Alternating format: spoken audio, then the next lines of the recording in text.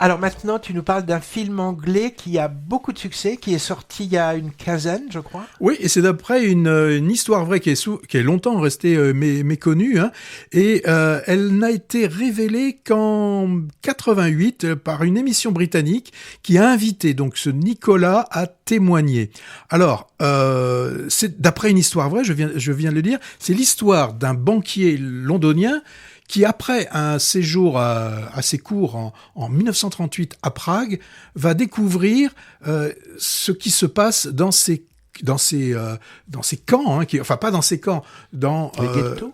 Ouais, dans ces ghettos. Donc, on est à Prague, et lui, il ne va avoir de cesse que de se dire qu'il faut absolument d'abord sauver ces centaines d'enfants qui, on le sait, ils le savent déjà, vont être promis à une mort certaine. Donc, ça va être révélé, je l'ai dit, qu'en 88, et tout est dit. Quand je vous dis que c'est d'après une histoire vraie, c'est l'histoire d'un juste. Hein. Donc, dès qu'il s'agit d'une histoire vraie, de facto, il est impossible de faire la moindre remarque sur le scénario, puisque apparemment, le film est fidèle à la réalité. Donc déjà le scénario, on peut rien dire dessus.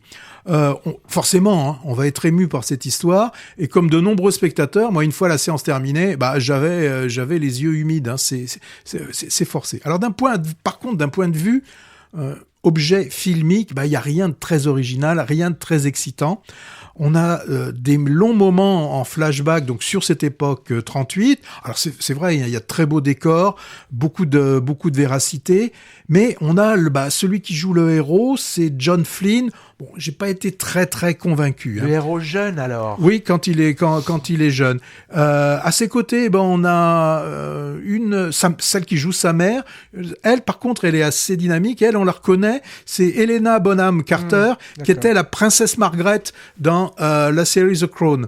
Donc elle joue vraiment avec conviction. Alors, quand on est dans la période plutôt contemporaine, on a un autre acteur, on voit un autre acteur de la série The Crown, c'est celui qui joue le prince Philip, Jonathan Pryce, qui était d'un de ceux qui étaient aux côtés donc du héros, et le héros c'est Anthony Hopkins, donc qui revêt le costume de Nicolas Winton le Juste. Il en fait très peu, hein, Anthony Hopkins. Hein. Sa simple démarche, son dos courbé, les expressions sur ce visage suffisent, à nous rendre vraiment ce héros qui a toujours voulu rester très discret, et là, il nous le rend crédible. Bon, plus de 400 000 spectateurs sur la première semaine, un très beau succès public. Pour moi, c'est intéressant à titre de témoignage sur une personnalité restée longtemps dans l'ombre. Côté cinéma, moi, je suis resté sur ma faim.